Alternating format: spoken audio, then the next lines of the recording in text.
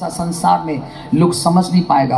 और ये भाषा होता है आत्मा का भाषा है, ये भाषा होता है परमेश्वर यहोवा का भाषा है, ये भाषा होता है स्वर्गीय दूतों का भाषा है, ये भाषा होता है अन्य अन्य भाषा है। और जो कि बाइबल के अनुसार है, जो कोई अन्य भाषा में बोलता है वो इंसानों से नहीं यहोवा से बातें करता है। आमीन बोलिए। मेरे प्रिय, आज हम देखेंगे,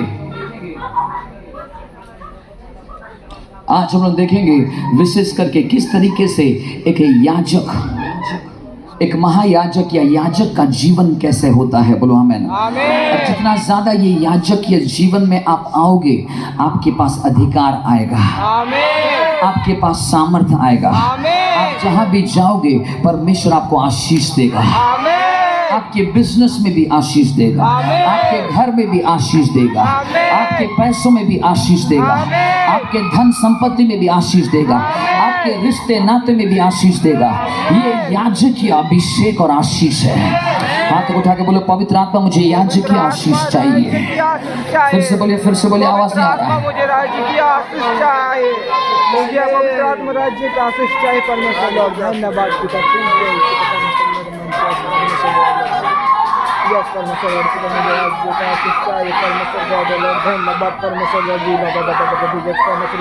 ओके, सबके बोलिए याजक। याजक माने priesthood.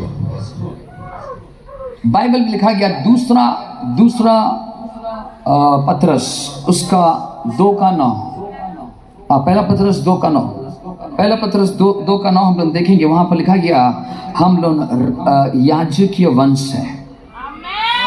Amen. We are a holy priesthood. We are a holy priesthood. हम पवित्र जाति है। यहाँ पे क्या लिखा है? पर तुम एक चुना हुआ वंश। सब लोग बोलो, मैं एक चुना हुआ वंश हूँ।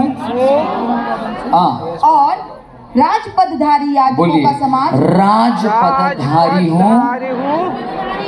नंबर 3, याजकों का समाज। हाथ उठा के बोलो, याजकों का समाज हूँ। और पवित्र लोग। सबके बोलो, और पवित्र लोग। और परमेश्वर की निज प्रजा हो। बोलिए, और परमेश्वर की निज प्रजा हो। इसीलिए कि जिसने तुम्हें अंधकार में से अपनी अद्भुत ज्योति में बुलाया है, उसके गुण प्रकट करो। जोर से बोलिए हालेलुया। अंधकार से ज्योति में हमें बुलाया है, उसकी गुण को प्रकट करना है, उसकी स्वभाव को प्रकट करना है, उसके चरित्र को प्रकट करना है। ना कि चोरी करना है, ना कि घात करना है। कोई गाली बका, उसको और 2 गाली देते हैं, हम सोचते कि हम युद्ध जीत लिए। नहीं, तुम एक्चुअली हार गए। बाइबल में लिखा है जो गाली पर गाली नहीं देता है वो जीतता है। आमीन। क्योंकि हर शब्दों का विचार होगा, हर शब्दों का न्याय होगा। इसलिए आप जो शब्द बोल रहे हो वो शब्द का फल आप खुद खाओगे। इसीलिए जान लो कि आप कौन सा शब्द का इस्तेमाल करते हो। अगर मैं अच्छे शब्दों को इस्तेमाल करता हूं, मैं अच्छे फलों का आशीष को खाऊंगा। मैं खाऊंगा, मेरा परिवार भी खाएगा, मेरा पीढ़ी दर पीढ़ी खाएगा। बोलो आमीन। लेकिन अगर हम गलत शब्दों का इस्तेमाल करते हैं, या इसके विरुद्ध में उसके विरुद्ध में बात करते हैं, या चुगली करते हैं, या हर प्रकार की हर समय नेगेटिव बातों को करते हैं, ये एक बीज के समान है। और आप जितना भी नेगेटिव बातों को बोलोगे, आपके जीवन में उतना ही नकारात्मक विषय घटेगी, आपके घर में भी घटेगी। अगर आपका बच्चा अच्छा से नहीं पढ़ रहा है, मत बोला ये पूरा मूर्ख है, ये बेकार है, ये पढ़ नहीं सकता है, ये आगे बढ़ नहीं सकता, इतना ट्यूशन देने के बाद भी इतना कम मार्क लेके आया, ये कभी सुधरेगा नहीं। आपने जो शब्दों का इस्तेमाल किया है वैसे ही आपका बच्चे का जीवन में होगा। लेकिन जब आप उसी समय में क्या करना है, बोला कि मैं एक राजकीय समाज का हूँ, मैं एक याजकीय समाज का हूँ। आज मेरा बच्चा ठीक से पढ़ नहीं पा रहा है, लेकिन आहिस्ता आहिस्ता इसके ऊपर में एक्सीलेंट आत्मा आने वाला है, इसके ऊपर में हालेलुया उत्कृष्ट अभिषेक और आत्मा आने वाला है। और ये क्लास में नंबर 1 आने वाला है, स्कूल में नंबर 1 आने वाला है, कॉलेज में नंबर 1 आने वाला है, यूनिवर्सिटी टॉप पर होने वाला है और इस देश को चलाने वाले का अधिकारी बनकर खड़ा होने जा रहा है। ये सारे बातों को जब आप बोलोगे, आपके आने वाले पीढ़ी में आशीष आएगा, आपके बच्चों में सुधार आएगी। जो क्लास में 20 मार्क्स लाता था वो 40, 50, 60 लाएगा। इसलिए मेरे प्रियो, हर समय ये वचनों को अंगीकार करिए, हर समय बोलिए कि ये मेरे द्वारा नहीं हो पाएगा। नहीं, मेरे द्वारा हो पाएगा, क्योंकि मैं यीशु के द्वारा कार्य करता हूं। मेरे पास ताकत नहीं है। दुनिया में सब कोई मोटिवेशनल स्पीकिंग करता है, उसको बोलते हैं यार तू कर सकता है, तेरे आगे में आगे बढ़ेगा, तू सुबह में उठ के ये बोलना वो बोलना। लेकिन उसको पता नहीं है इंसान मात्र लिमिटेड है, लेकिन गॉड मात्र अनलिमिटेड है। तो हम जितना भी है, हमारे जीवन में निराशा आएगा, थकावट आएगी, दुख आएगी, तकलीफ आएगी, समस्या आएगी, बड़े से बड़े भी थक कर नीचे बैठ जाएंगे। लेकिन यहोवा कभी थकता नहीं है, यीशु मसीह कभी निराश नहीं होता है। बड़े बड़े प्रार्थना करने वाले भी टलमल हो जाएंगे, लेकिन परमेश्वर का वचन कभी टलमल नहीं होगा। तो इसलिए आपके भरोसा परमेश्वर पर रखो और बोलो कि बिकॉज वो है इसलिए मैं ये कर सकता हूँ, मैं मसीह में होकर सब कुछ कर सकता हूँ, मेरे लिए कोई भी चीज असंभव नहीं है। बोलो आमीन। क्योंकि मसीह यीशु मुझ में है और मैं उसमें हूँ, इसलिए मैं फलवंत वृक्ष बनने जा रहा हूँ। हालेलुया बोलिए। तो यहाँ पर लिखा गया, पर तुम एक चुना हुआ वंश हो। आप चुने हुए लोग हो। चुना हुए लोग हो करके कैसे पता चलेगा कि तुम चुने हुए लोग हो? यहां पर लिखा गया तुम चुने हुए लोग हो, तुम एक चुना हुआ वंश हो, तुम चुने हुए लोग हो। नंबर 2 बोलता है कि राज पदधारी हो। सबसे पावरफुल अनॉइंटिंग राज्य की अनॉइंटिंग है। राज पदधारी, राज्य के पदधारी हो। बोलो मैं चुना हुआ हूं, मैं चुना हुआ हूं। उसका मतलब यीशु मसीह ने बहुतों को बुलाया, उनसे कुछ कम लोगों को चुन लिया।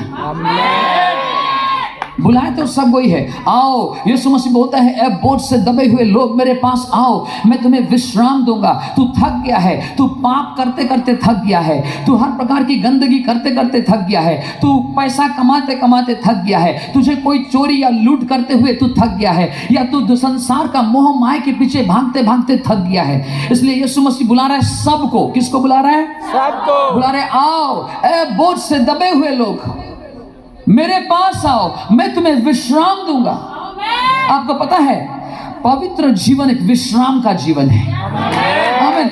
अपवित्र जीवन थकावट जीवन है।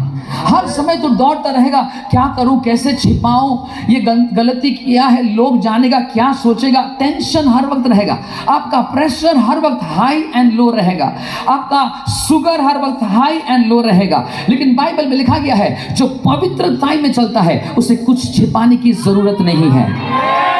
आमीन बोलिए। आपका कोई टेंशन नहीं है। अगर मैं किसी से ठगूंगा नहीं तो मेरे को टेंशन क्यों है? अगर मैं किसी का चोरी नहीं करता हूं तो टेंशन किस बात का?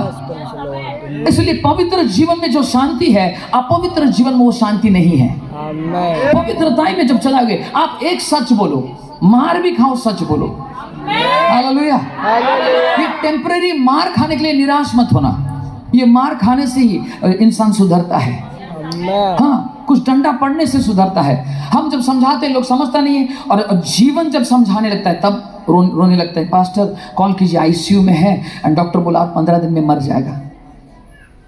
लेकिन हम जो बोलते हैं यार जब अच्छे दिन है, तेरे अच्छा समय चल रहा है, तब पश्चाताप कर, तब प्रभु के साथ रहे, तब गलत कामों से मन फिरा और अपने जीवन को केंद्रित कर मसीह यीशु में। क्यों? क्योंकि बुरे दिन आने से पहले तेरे पास सब कुछ पवित्र आत्मा के सामर्थ्य से भरपूर है। देखो दुनिया में और आपके जीवन में पहाड़ भी आएगा और तराई भी आएगा। बोलो हालेलुया। पहाड़ भी आएगा और तराई भी आएगा। ये पहाड़ और तराइयों का जीवन है। सबको बोले आमीन। आमीन। समझ पा रहे हो? आज तू पहाड़ में है क्योंकि आज रविवार है। तो आए, वाह वाह एक्सीलेंट इंडिया, आज जाएंगे चर्च में, अमेजिंग लगेगा, वाह ग्लोरी, गॉड आएंगे, अब्बा आएंगे, जीसस यहाँ पर, एंजल्स यहाँ पर घूम रहे हैं। बोलो hallelujah. I am so excited that God is here. Amen. और आपको कहीं भी निराशा मिलेगा कि यहाँ पर आपको आशीष मिलेगा। क्यों? क्यों? ये बाप का घर है, ये अब्बा का घर है, और अब्बा का घर में सबके लिए जगह है। बाइबल में लिखा एक चोर के लिए भी जगह है। इसलिए चोर को यीशु मसीह मर रहा था, एक चोर दाहिनी तरफ, एक तरफ बाएं तरफ। दाहिने वाला बाएं को बोला, अरे यार तू प्रभु है तो बचा तू खुद को और हमको बचा। दूसरा बोला, ए चुप, ये प्रभु है। इससे लग रहा है, इसको देखने से लगता है कि इसके अंदर में पवित्रता है। इसका मैग्नेटिक फील्ड बहुत पावरफुल है। जानते हो, आप जब पवित्रता में चलोगे आपका एक ऑरा रहेगा। हालेलुया। आप कहीं भी जाओगे आपका एक तो रेडियस रहेगा। आमेन। रेडियस में एंजल्स आपके साथ रहेंगे। आमेन। रेडियस में स्वर्गीय सराफ और करूबन आमेन। घूमते रहेंगे। आमेन। और आप जहां जहां जाओगे एंजल्स जाएगा। आमेन। और इसको बोलते हैं मैग्नेटिक फील्ड। ना मैग्नेटिक फील्ड मुझे पवित्र आत्मा जो समझा रहा था मैं आपको समझा रहा हूं। बोला कि यार तेरा मैग्नेटिक जो फोर्स है, मैग्नेटिक फील्ड का जो फोर्स है उसे बढ़ा। तो मैं बोला कि कैसे बढ़ा सकते हैं? तो वो बोला कि सुनो, एक मैग्नेट कितना देखा है, उसको क्या बोलते हैं? बांग्ला में भी चुंबक बोलते हैं। क्या बात, बहुत सही। चुंबक, चुंबक का एक तो फील्ड रहता है। छोटा सा मैग्नेट लाओगे आसपास का लोहा को खींचेगा, राइट? थोड़ा बड़ा लाओ और थोड़ा